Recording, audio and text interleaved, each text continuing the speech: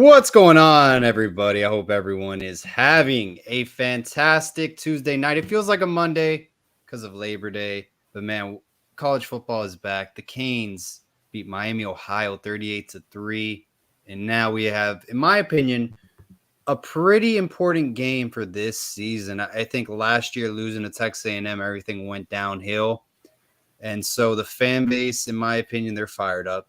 Stu, you're a big Texas A&M guy. You know that football program. This is a must-win game for Jimbo Fisher. That's why we brought you on to break down the game, and we're just really excited to get the ball rolling and really hear your thoughts about the matchup with Jimbo Fisher and the Texas A&M Aggies. So welcome back on the Scoop, Stu. Been too long, Paul. Always a pleasure to be on and with you guys who. I enjoy watching your shows. It's very unbiased, just real talk. So appreciate you having me as always, bro.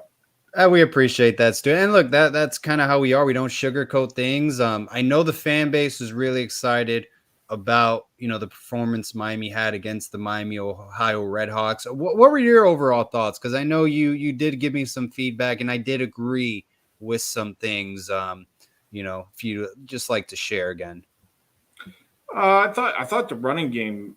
Look, Miami, Ohio. I mean, yes, it's a probably middle of the road MAC program.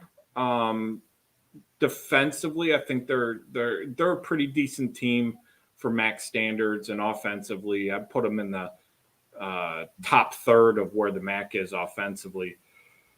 But you guys did a great job rushing the ball, controlling TOP.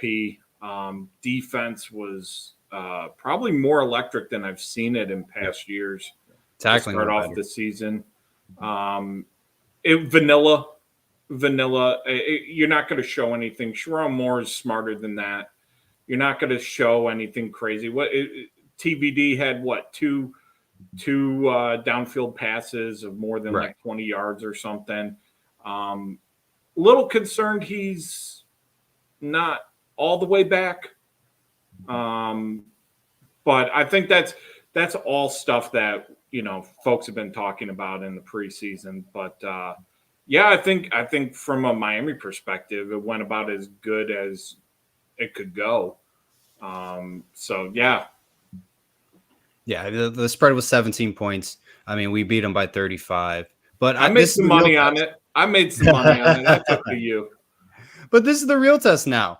And Ross, I mean, isn't this the biggest game of the year for the Canes? I mean, honestly, I think that for Texas A&M as well, because Jimbo Fisher cannot afford a non-conference loss like last year when he lost to App State. I mean, that was really, playing Miami was just huge. They had to win that game. Now they're coming down to Miami Gardens. They got Miami at Hard Rock. They got a tough schedule in the SEC. Miami's got a tough schedule. Thank God we don't play Duke this year, by the way. Shout out to them. But Ross, what are your thoughts? I mean, in this game, are you a little bit nervous about Texas A&M? I know we saw them against New Mexico, which is a really bad football team, but they do have a very strong wide receiver core. I mean, yeah, I am a little concerned just for the fact that they recruit at a high level yearly, and they are starting to show that they are actually developing some of these recruits. Anytime that happens, you got to keep an eye out. I mean, you just have to. When teams are constantly recruiting at a high level and then bringing in coaches who are actually truly developing some of these guys like the Evan Stewarts of the world, you got to be fucking really careful about it, man. Evan Stewart scares the hell out of me, honestly. He scares the legit hell out of me, dude. He's going to be tough for any defensive back core in the nation, let alone got at Miami right now.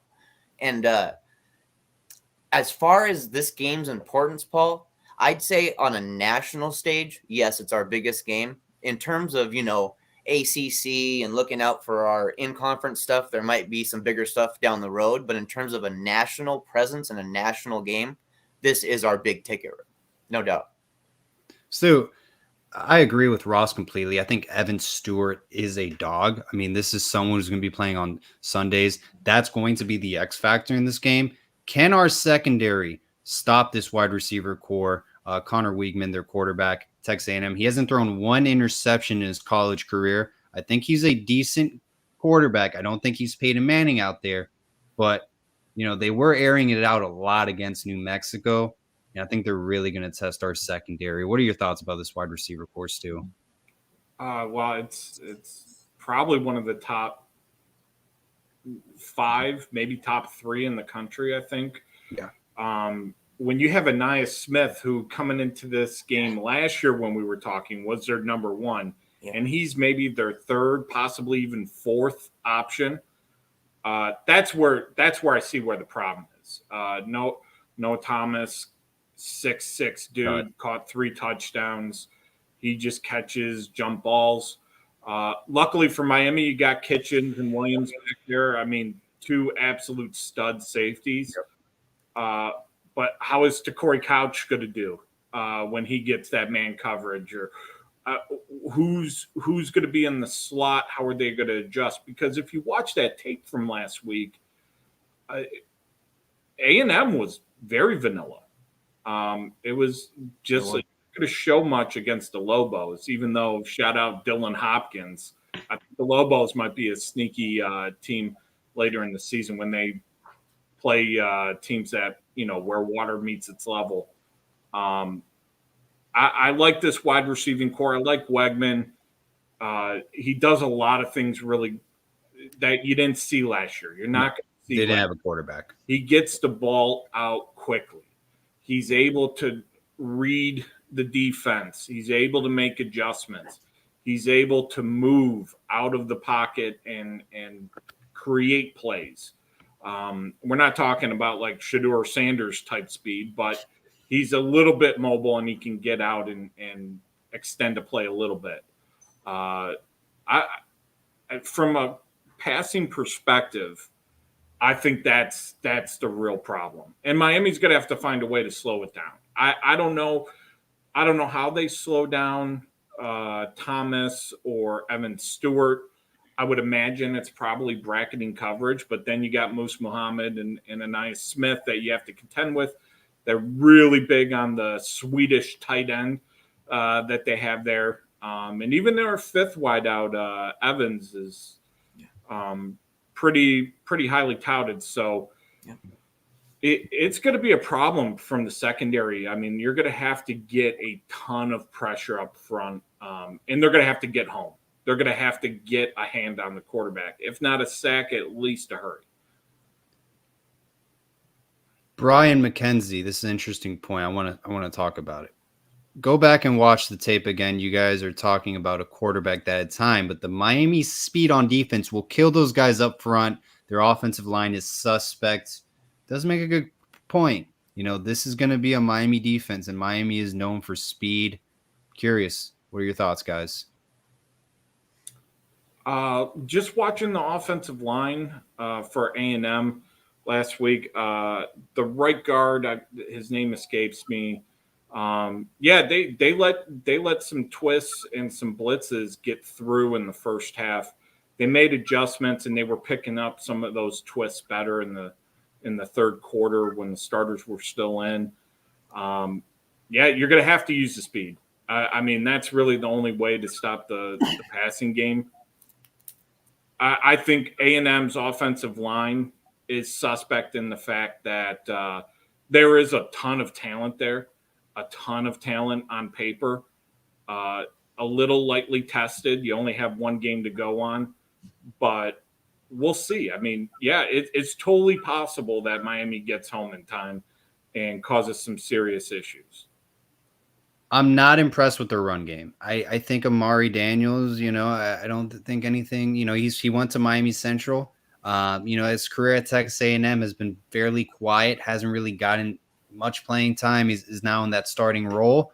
I don't think their run game worries me whatsoever at all. It's really their passing attack. And I think if Miami can stop their pass game and we can create turnovers, offense scores points out of those turnovers, very basic things. Don't commit too many penalties. We can win this football game. I strongly believe that. I want to talk about Tyler Van Dyke. I'm going to make a bold statement. People might get mad at me. I thought he did. I know it was one game, but he hasn't looked the same since his first year at Miami. Tyler Van Dyke cannot have the same performance he had against Texas A&M last year. He can't have any performance he had last year into this season. We need to see a new Tyler Van Dyke. It's a new offense. Will we see that this Saturday at 3:30 p.m. Eastern time, Ross? It's tough for me to say that because I didn't see it from him last week. I didn't see that zip on in the pass. I saw too many attempts on touch passes, too many floaters. Like we spoke about, I don't know if that was an off-season thing where they wanted to work on that and that was something they wanted to add to the game, or if that finger is truly hurting him to the point where he cannot put zip on that pass. And against an SEC type of secondary, you're going to have to put a little zip on the ball occasionally. It can't just be touch passes all game. They'll read that pretty quick. The DC will eat that alive in the second half if that's all we do. He's got to get some zip behind his passes. If it requires us having to do short, quick, on-time passes to make it happen, I'm okay with that if we can get yards after the catch, of course.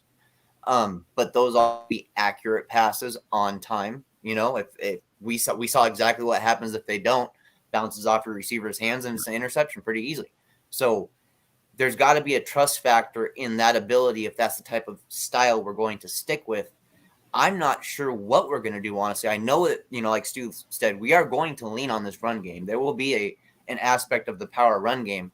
And I'll say it from right here, I won't be shocked if Mark Fletcher ends up with the most carries in the backfield by the end of the game for us, honestly. Yeah, he's a bowling ball. Mark Fletcher is legit. He does not look like a true freshman. 100% agree.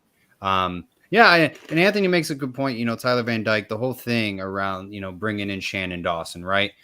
Shannon Dawson wanted to make it very easy for Tyler Van Dyke. Stop thinking. Don't be hesitant. Just play football out there. You know, that was the whole goal of this offense.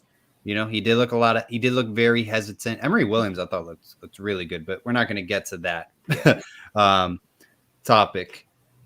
Stu, what are your thoughts about Tyler Van Dyke? Because I know you weren't too happy about him. I thought I would have liked to seen a little bit more. There was some hesitancy, but again, you know, when I rewatched the game, it was vanilla. It was just take what the defense gives you, not show much. He's going to need to throw the ball downfield. He's going to have to make plays downfield. Yes. And can he get it to his guys? And really, it's going to be on the wideouts to create separation. That's a good secondary as well. And you're going to need the Harrell to be health and full speed. Because they need that speed threat. You're going to need somebody that can burn the defense, burn the coverage. I think if we're just relying on the power run game, it may be a long night. Stu, this is something I've touched up on. I think Miami's identity on offense this year is the power run game. We have 4 very good running backs. Okay, Chris Johnson didn't even play. I think he's still injured. Trevante Citizen's still injured. You know, like we have a lot of good running backs. That's really what won us the game on offense. That was our identity against Miami, Ohio. I think moving forward, I think Miami is going to be a run-heavy offense.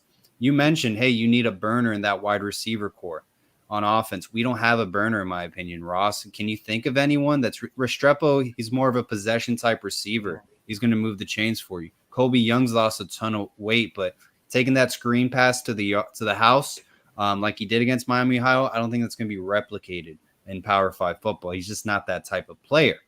I love Ray Joseph, but he didn't play at all against Miami, Ohio, which I was pissed about. And I said him on the last show. You remember the names, too. Yeah. Nathaniel Joseph, Ray. Yes. Remember the name. He's going to be a very good player. So Jacoby George, I don't think he's a burner. Who do you think is our go-to guy? Who's the X factor we have at wide receiver? Because I think Ray will be that guy in the future. We want it to be Brashard Smith. We want this to be the year that Brashard Smith breaks out and shows that speed and shows that, you know, these years of development have finally caught up and that he's not just a speed guy. He's a football player. We haven't seen that yet. So as far as burners go, all I can do, Paul, is list off guys who got tremendous speed that haven't done anything yet. I can list off a guy like Robbie Washington, true freshman, incredible speed, hasn't proven anything yet, hasn't had a chance to. Rashard Smith has had opportunities, hasn't done a whole lot with his opportunities. He's shown some flashes here and there, but no consistency. Ray is the guy that has my interest, honestly. Even though he's young, Ray has my interest because I believe he's just got that quote-unquote it factor. And it is something special that we need to add to this offense. I don't care about how young he is. Get the best guys on the field and get the ball in their hands, period. Yeah, no, I agree. What I saw from Ray in the spring game, and yes, it is a spring game, but I think there's a very high ceiling for him to make a huge impact this year. He needs more targets moving forward. Enough said. That's just my opinion.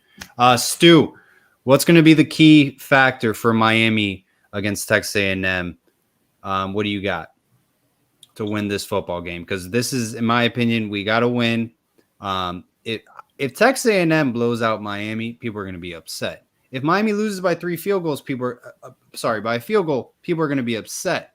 You know, this is a game that I think we can win. And I think it's going to be great momentum moving forward to the conference schedule that we have, which is tough. Yeah, so I think you have to have like 3 things happen. First being your front 4 and really your front 7 are getting to the quarterback. You are pressuring Wegman enough to where even though he gets the ball out quick, he's still having problems and the routes haven't developed yet. You're going to need that to happen on defense. And then offensively, you're going to have that run game consistently be above a 4-yard per carry average. You're going to have also TVD make some deep throws. You're going to have those big plays. The big plays will stop A&M. I think the big thing coming out of A&M that first game, a lot of stupid penalties. Yeah. Yep. A lot of drive extenders for the Lobos. Yes. That might be like 3B. You need some mental mistakes and that to carry over for the Aggies. And if 2 out of those 3 things happen, I think Miami stands a really good chance to win this ball. Stu, good friend of yours, SEC Mike, was talking a big game after Texas A&M beat New Mexico. It seems like just within the fan base in the SEC, there is confidence that Texas A&M will not replicate the awful year they had this past season. Whether you like Jimbo Fisher or not, he's going to have them ready to play. Where do you see Texas A&M going the rest of the way? Do you think this is a 9-3 football team? Maybe you think that this is Jimbo Fisher's last year. How do you think of this team overall? I think the ceiling is high enough to where if everything comes around like it possibly could with Wegman, what have you, they could win the West. They could absolutely win the West and make the CFP. I think that is their ceiling. Really? Shit. I do.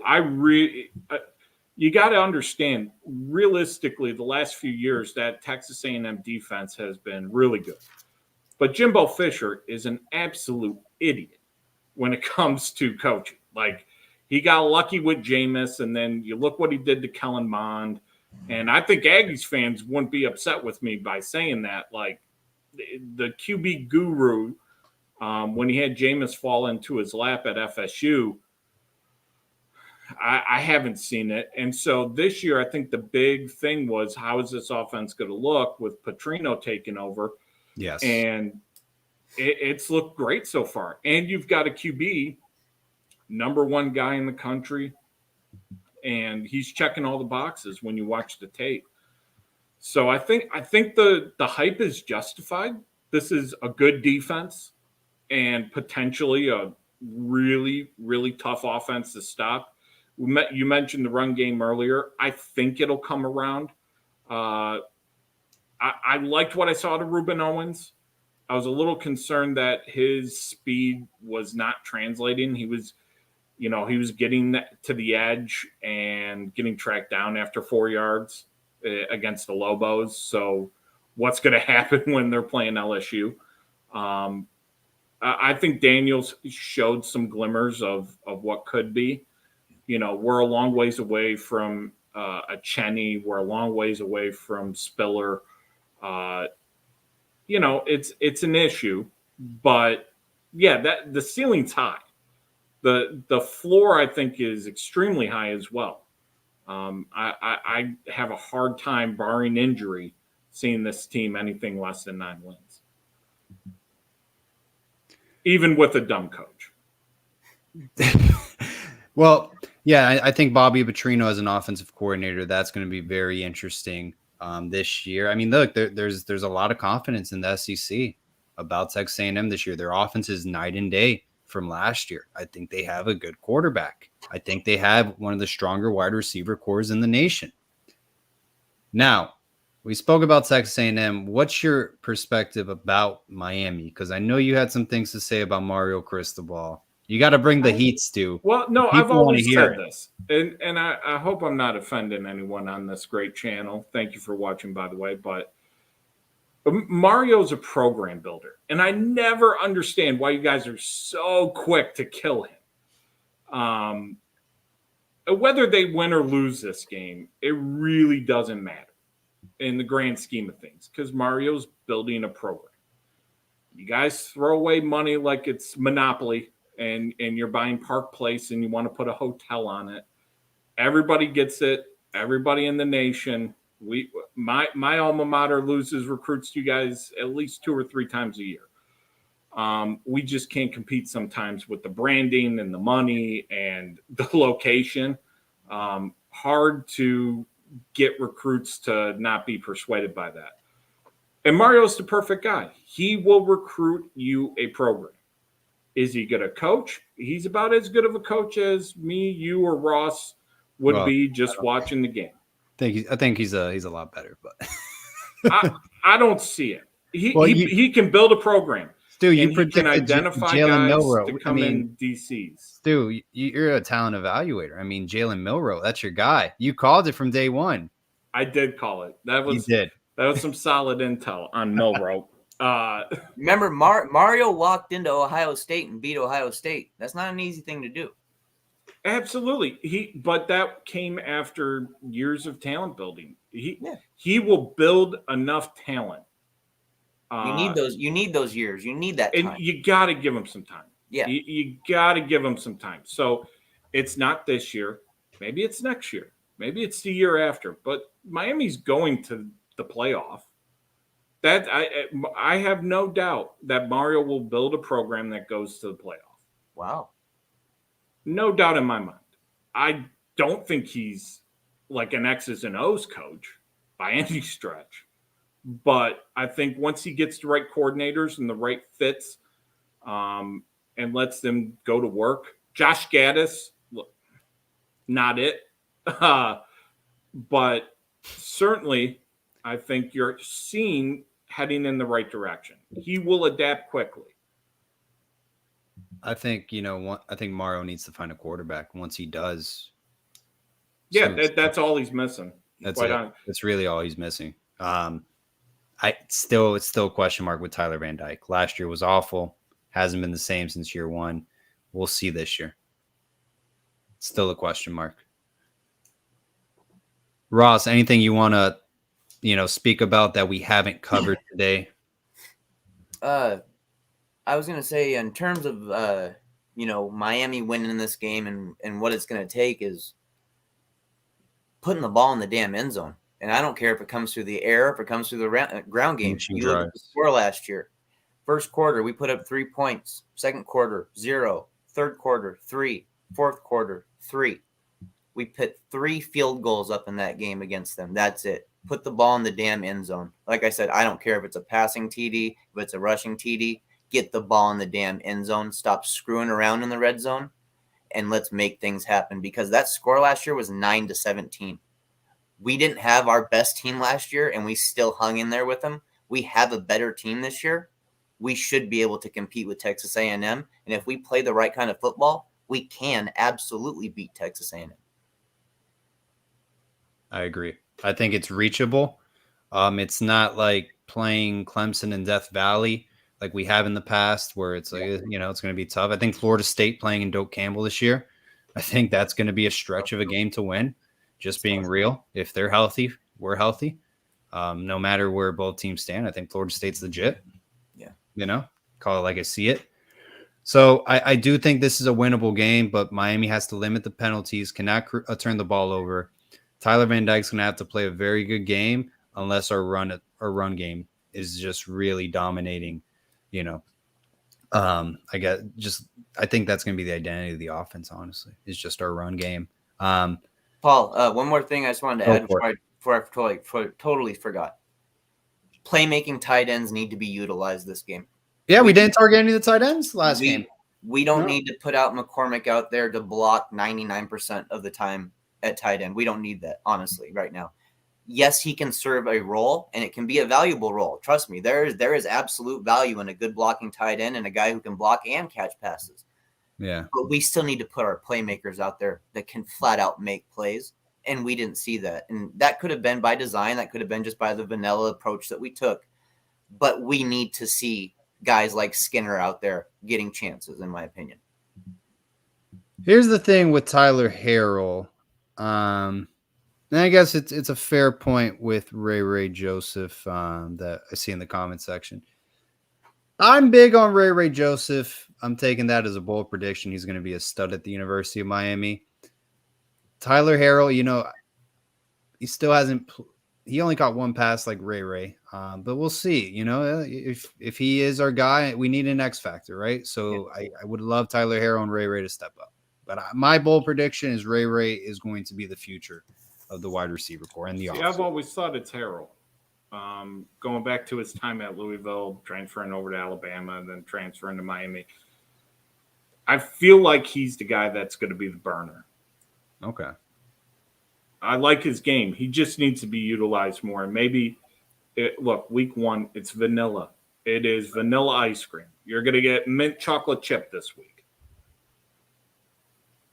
And by the way, can I just say something real quick to the folks in the comments that are like, well, Mario won at Oregon. Okay. He had Justin Herbert at quarterback. That helps. Good. Well, it helps, but when you lose the Pac-12 championship game with Herbert and that offense is stagnant. Well, he had one foot out the door already. I mean, Cristobal wasn't coaching that game. We know that. That's what I'm saying. You are reliant on Mario. He is a program developer. He will recruit for you. He will hire a good OC, a good DC, and he is reliant on them. He is a program builder, much in the same way Urban Meyer was. Urban's not coaching. He's not calling plays. He's not a tactician. He is developing a program. See the 50 felons he brought into Florida. Stu, Saturday, 3:30 p.m., Jimbo Fisher, Texas A&M Aggies arrive to Hard Rock Stadium. What's your prediction? Well, is it going to be full? You know what? I think that's a fair point. I don't think it's going to be sold out. I think it's going to be 75% capacity, unfortunately. That's shameful. That's tough. So I know the line started at 5.5. It's gone down to 4. I know there's 4.5 I saw last. Yeah, I've seen some spots where it's even 4. Yeah. Could be 4.5, but I think the Aggies cover this. And I like the under as well. I have the Aggies winning, I don't know, 31-17, something like that. I just think at the end of the day, Miami's not going to run the ball to the degree they need to, and Wegman's just going to make too many big plays. That's how I see it playing out. I would like to be wrong because I would like to see Miami come back and just dominate. Ross? I always hate having to go against my boys here, but my realistic output on this game is a 27-35 victory for A&M. Ooh, interesting. Yeah, this is a game that I'm going back and forth on. I really like this wide receiver core from Texas A&M. I think they have a complete upgrade at the quarterback position, which I thought was a big difference maker in last year's game. I'm telling you, our secondary is going to be tested. Dude, I think they have two of the best wide receivers in college football right now, Evan Stewart and Noah Thomas. Noah Thomas is what, 6'6" for Christ's sake? I mean, shit, you can't make that up. He's the deep ball threat. Evan Stewart, he's going to be playing on Sundays. Like you mentioned, number 0, I can't even pronounce his name. Anaya Smith and Musi Muhammad. He's Mushi's son. Exactly. Third or fourth best wide receivers in this core. Those guys can play anywhere. Yeah. That's going to be the X factor. If Miami can turn the ball over, get a couple interceptions, score points off of those turnovers, they're going to have the edge. Don't make stupid penalties. We did have some stupid penalties last week against Miami, Ohio, with true freshmen playing as well. You can't have that. You have to be sharp against SEC football, and our run game is going to win us this football game. I think Miami is going to win, but it's going to be an overtime game, 31-28. That's what I'm thinking. I'm not even going with my gut here. I'm just going as a fan of the University of Miami. There you go. I truly believe we can win this game. Just because my prediction is off doesn't mean that I don't think Miami can't win this game. If Miami come out and we play Miami football and the style of football that we play at our best, we can beat Texas A&M this year. There's no doubt in my mind. I just need to see it. I just need to see it happen to a national team with a national brand. I think the program needs this as well, Miami. Yeah. I think as a program we need this. Yeah. Yes. And I think just as a fan, I'm not going with my gut. I'm just going as a fan prediction. I know it's going to be a close game. I think if Miami wins, it's not by 17, 10 point. I think it's a 3-point touchdown, kind of margin range of a game. And we are starting to really, really, really try to recruit in the state of Texas as well lately. So this holds some importance as that as well. Please believe, anytime you can take one of their teams and beat them, you can go to recruit and say, hey, look, this is what we're doing to your in-state team. If we want to recruit in Texas, we got to be able to beat the teams from Texas. That's the way I see it. Stu, any final thoughts before we head out? Nothing. It's always a pleasure being on here. And I wish you guys the best of luck.